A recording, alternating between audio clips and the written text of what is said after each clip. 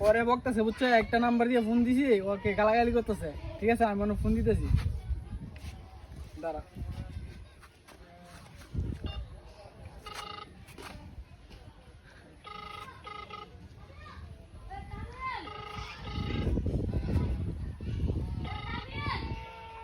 Hello, আসসালামু আলাইকুম। হ্যাঁ, কেমন আছেন? হ্যাঁ, ভালো আছি। মুকরমের ভাইয়ের সাথে।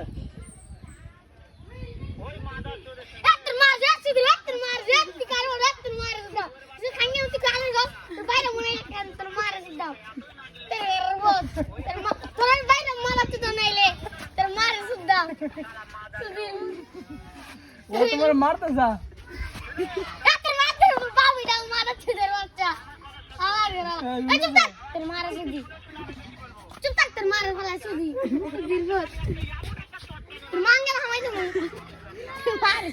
এই সব শুনতেছে।